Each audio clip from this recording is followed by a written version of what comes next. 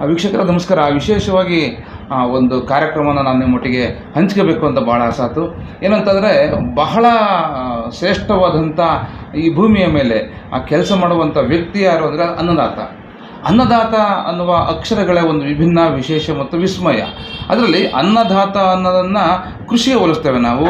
ಕೃಷಿಯ ಕೆಲಸವನ್ನು ಮಾಡುವಂಥ ವ್ಯಕ್ತಿಯನ್ನು ನೇಗಿಲ ಯೋಗಿ ಅಂತ ಕೂಡ ಕರಿತೇವೆ.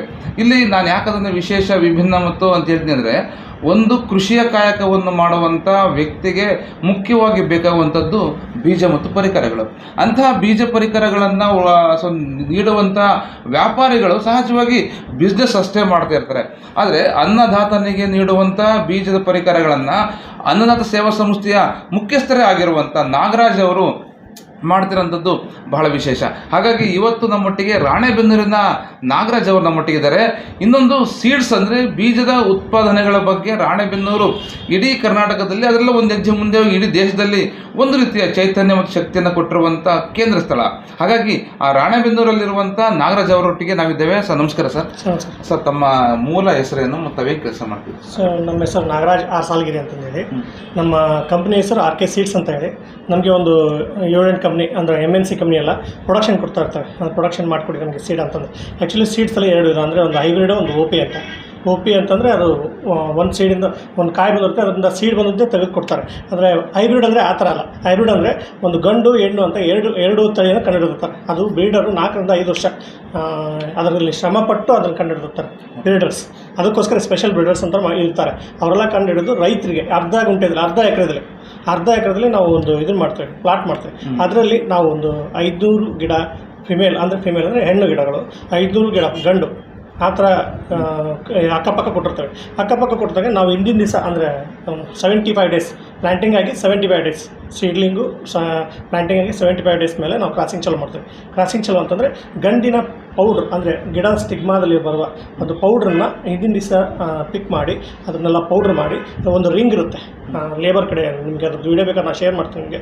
ಅದು ರಿಂಗ್ ಇರುತ್ತೆ. ಆ ರಿಂಗಲ್ಲಿ ಪೌಡ್ರ್ ತುಂಬಿಕೊಂಡು ಮಾರನೇ ಬೆಳಗ್ಗೆ ಒಂದು ಪ್ಲಾಟ್ಗೆ ಒಂದೊಂದು ವೆರೈಟಿ ಮೇಲೆ ಇರುತ್ತೆ. ಅಂದರೆ ಮನುಷ್ಯ ಒಂದು ವೆರೈಟಿ ಮೇಲೆ ಅಂದರೆ ಒಂದು 50-60 ವೆರೈಟಿ ಇರ್ತವೆ.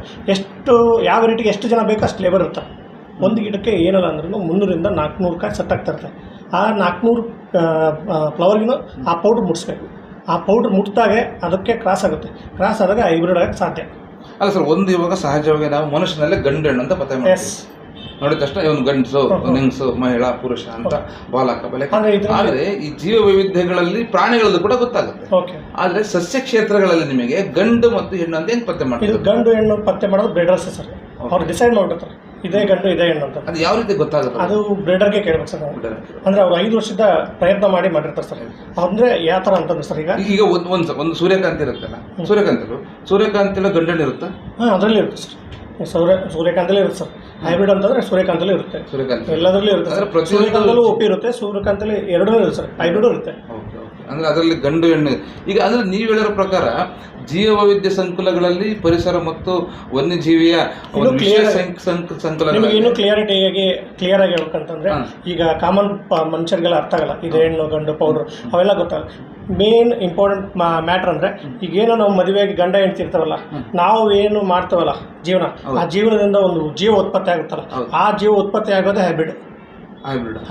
ಇವಾಗ ನಮಗೆ ಮಗು ಅಂತ ಆಗುತ್ತೆ, ಅವ್ರಿಗೆ ಹೊಸ ಹೈಬ್ರಿಡ್ ಅಂತ ಆಗುತ್ತೆ. ಅದೇ ಟೈಪು ಸೀಡ್ಸಲ್ಲಿ ಇರೋದು. ಅಲ್ಲ ಸರ್, ಯಾಕೆಂದರೆ ನಾನು ಕೂಡ ಓದಿರೋ ಪ್ರಕಾರ ಜೀವ ವೈವಿಧ್ಯ ಸಂಕುಲಗಳಲ್ಲಿ ಜೇನುನೊಣದ ಪಾತ್ರ ಬಹಳ ಮುಖ್ಯ. ಅಂದ್ರೆ ಜೇನುನೊಣ ಪರಾಗಸ್ಪರ್ಶವನ್ನು ಕೊಡದೆ ಹೊರತು ಯಾವುದೇ ಕೂಡ ಬೀಜಗಳಾಗಲಿ ಹೂಗಳು ಹರಳಲ್ಲ. ಅದು ನಿಮಗೆ ಅಂತ ಉಳ್ಳಾಗಡ್ಡಿ ಬೀಜದಲ್ಲಿ ಜೇನುನೊಣ ಬರ್ಬೇಕು ಸರ್. ಅದು ಬಂದು ಕ್ರಾಸ್ ಮಾಡಿ ಸ್ವಲ್ಪ ಪರಾಗಸ್ಪರ್ಶ ಆದರೆ ಆಗುತ್ತೆ. ಆದರೆ ಚಿಲ್ಲಿಲಿ, ಟೊಮೊಟೊದಲ್ಲಿ, ಆಮೇಲೆ ಇದು ಬಿಟರ್ ಗಾರ್ಡ್, ವಾಟರ್ ಮೆಲನ್ ಆ ಥರ ಆಗಲ್ಲ ಸರ್. ನಾನು ಆ ಪೌಡ್ರ್ ಮಾಡಲೇಬೇಕಾಗುತ್ತೆ. ಆ ಪೌಡ್ರ್ ಮಾಡಿದ್ರೆ ಸೇಮ್ ಟು ಸೇಮ್ ಸರ್. ಒಂದೊಂದಕ್ಕೆ ಒಂದೊಂದು ಕ್ರಾಪ್ಗೆ ಅಂದರೆ ಫೀಲ್ಡ್ ಕ್ರಾಪು, ವೆಜಿಟೇಬಲ್ 2 ಇರುತ್ತೆ. ಅದಕ್ಕೆಲ್ಲ ಬೇರೆ ಬೇರೆ ಇರುತ್ತೆ. ಅಂದರೆ ಕೃಷಿ ಮತ್ತು ತೋಟಗಾರಿಕೆ 2 ಬೇರೆ ಸರ್. ಕೃಷಿನೇ ಬೇರೆ, ತೋಟಗಾರಿಕೆ ಫುಲ್ ವೆಜಿಟೇಬಲ್ ಸರ್. ಕೃಷಿ ಅಂದರೆ ಇದಕ್ಕೆ ಬರುತ್ತೆ ಸರ್, ಇದು ಸರ್ ಫೀಲ್ಡ್ ಕ್ರಾಪ್, ಮೇಜು, ಸನ್ಫ್ಲವರು. ಸೊ ಅಂದರೆ ಈಗ ರಾಣೆಬೆನ್ನೂರು ಯಾಕಷ್ಟು ಫೇಮಸ್ಸು ಅಂತ ಸೀಡ್ಸ್ಗಳಿಗೆ ರಾಣೆಬೆನ್ನೂರು ಯಾಕಷ್ಟು ಮುನ್ನುಗ್ಗಿ ಕೆಲಸ ಮಾಡ್ತಾರೆ ಅಲ್ಲಿ ಬೇರೆ ನಿಮ್ಮಲ್ಲಿರುವಂಥ ಐಡಿಯಾಗಳನ್ನು ಯಾಕೆ ಬೇರೆ ಕ್ಷೇತ್ರ ಉದಾಹರಣೆ ನಾವು ಚಿತ್ರದುರ್ಗ ಜಿಲ್ಲೆಯಲ್ಲಿ ಯಾರು ಕೂಡ ಸೀಡ್ಸ್ಗಳನ್ನು ರೆಡಿ ಮಾಡೋದು ಯಾಕೆ ನಿಮ್ಮ ಐಡಿಯಾಗಳನ್ನ ಯಾಕೆ ನಮ್ಮ ಜಿಲ್ಲೆಗೆ ಏನು ಬಯಲುಸೀಮೆ ಜಿಲ್ಲೆಗಳಿಗೆ ಸಪ್ಲೈ ಮಾಡಬಾರ್ದು? ಎಲ್ಲದನ್ನು ಮಾಡೋಕ್ಕಾಗಲ್ಲ ಸರ್. ಎಲ್ಲ ಡಿಸ್ಟ್ರಿಕ್ನವರು ಅದೇ ಮಾಡೋಕ್ಕಾಗಲ್ಲ. ನಿಮ್ಮ ಡಿಸ್ಟ್ರಿಕ್ನಲ್ಲಿ ಏನು ಫೇಮಸ್ ನಾವು ಅದನ್ನು ಮಾಡೋಕ್ಕಾಗಲ್ಲ. ನಮ್ಮ ಹಾವೇರಿ ಡಿಸ್ಟಿಕ್ಕು ನಮಗೆ ಬುದ್ಧಿ ತಿಳಿದಾಗಿಂದ ಸೀಡ್ಸಲ್ಲೇ ಅಂದರೆ ಏಷ್ಯಾ ಖಂಡದಲ್ಲೇ ಮೊದಲ ಸ್ಥಾನ ಜೋಶಹಳ್ಳಿ ಪಡೆದಿರೋದು. ಜೋಶಹಳ್ಳಿನೇ ಪಡೆದಿರೋದು. ಅದಕ್ಕೆ ಹಂಗಾಗಿ ಸೀಡ್ಸು ನಮ್ಮ ಪೂರ್ವಿಕರ ಕಾಲದಿಂದ ಅಲ್ಲಿ ಬೆಳೀತಾನೆ ಇದ್ದಾರೆ. ಏಷ್ಯಾದಲ್ಲೆಲ್ಲ ಒಳ್ಳೆಯ ಹೆಸರು ಮಾಡಿದ್ದಾರೆ. ಇನ್ನೊಂದು ರೈತರಿಗೆ ಒಳ್ಳೆ ಇಳುವರಿ ಒಳ್ಳೆ ಕ್ವಾಲಿಟಿ ಬರಬೇಕಂದ್ರೆ ನಾವು ಕ್ರಾಸ್ ಮಾಡಲೇಬೇಕು. ಓಕೆ, ಅದಕ್ಕೆ ಒಂದು ಪಾರ್ಟ್ ಬೈ ಏರಿಯಾದಷ್ಟು ಚಿಲ್ಲಿ ಮಾಡಬೇಕಂದ್ರೆ ನಾವು ಕೊಪ್ಪಳಕ್ಕೆ ಹೋಗ್ಬೇಕು. ಟೊಮೊಟೊ, ಬೆಂಡಿ ಅವನ್ನೆಲ್ಲ ಮಾಡ್ಕೊಂಡ್ರೆ ನಾವು ರಾಡನಹಳ್ಳಿ ಸೈಡ್ ಅಂದರೆ ಹಿರೇಕೆರೂರು ಆ ಕಡೆ ಬ್ಯಾಡಗಿ ಎಲ್ಲ ಆ ಕಡೆ ಮಾಡ್ಬೋದು. ಈಗ ನಿಮ್ಮದು ವಾಟರ್ ಮಿಲನ್ನು ಆಮೇಲೆ ಮಾಸ್ಕ್ ಮಿಲನ್ನೆಲ್ಲ ನಾವು ಇಲ್ಲಿ ಸಿರಾದಲ್ಲಿ ಮಾಡ್ತೀವಿ. ಆ ಥರ ಒಂದು ಪಂಪ್ಕಿನ್ ಗಿಮ್ಕಿನೆಲ್ಲ ಕಡೂರಲ್ಲಿ ಮಾಡ್ತೀವಿ. ಆ ಥರ ಪಾರ್ಟ್ ಏರಿಯಾ ಡಿಸ್ಟ್ರಿಕ್ಟ್ ಡಿವೈಡ್ ಆಗಿರ್ತವೆ. ಆ ಥರ ನಾವು ಸೊ ಅದೇನಾಗಲಿ ಒಟ್ಟು ನಮಗೆ ಕೂಡ ಒಂದು ರೀತಿಯ ಯಾಕೆ ಅಂತಂದರೆ ಇವತ್ತು ವಿದ್ಯಾರ್ಥಿಗಳಿಗೆ ಎಲ್ಲ ಪಾಠವನ್ನು ಹೇಳಿಕೊಡುವಂಥ ಪುಸ್ತಕ ಸಿಗುತ್ತೆ, ಆದರೆ ಕೃಷಿ ಪಾಠವನ್ನು ಹೇಳಿಕೊಡುವಂಥ ಯಾರು ಸಿಗಲ್ಲ. ಎಲ್ಲೋ ಒಂದು ಕಡೆ ನಮಗೆ ನಾಗರಾಜ್ ಒಳ್ಳೆ ಕೃಷಿಕ ಮಾಸ್ಟರ್ ಆಗ್ತಾರನ್ನ ಇತ್ತೀಚೆಗೆ ನಾವು ಹೀರೋಗಳ ಹೆಸರುಗಳನ್ನು ಅಚ್ಚೆಗಳು ಹಾಕ್ಸ್ಕೊಂಡು ನೋಡಿದ್ದೀವಿ. ಆದರೆ ನಾಗರಾಜ್ ಅವರು ಕೈ ತೋರಿಸ್ಬಿಟ್ಟು ಅನ್ನದಾತ ಅಂತ ಹಾಕ್ಸ್ಕೊಂಡಾರೆ. ಸೊ ಇದು ಬಹಳ ಮುಖ್ಯ ಮತ್ತು ಅತ್ಯಂತ ಶ್ರೇಷ್ಠವಾದಂಥ ಹೆಸರು. ಇದಕ್ಕೊಂದು ನಿದರ್ಶನ ಹೇಳ್ಬಿಡ್ತೀನಿ. ನಾನು ಇವಾಗ್ಲೂ ಒಂದು ಒಳ್ಳೆ ಸ್ಥಾನದಾಗದೀನಿ, ಒಳ್ಳೆ ಸ್ಥಾನ ಬೆಳೆದಾನೆ ಅಂತ ಕಾರಣ ರೈತ. ಆ ರೈತ ಇಲ್ಲದ್ರೆ ನನ್ನ ಜೀವನನಲ್ಲ, ಅವನೇ ನಾನು ಉಸಿರು, ಅವನೇ ನಾನು ಬೆಳೆಸಿರೋದು.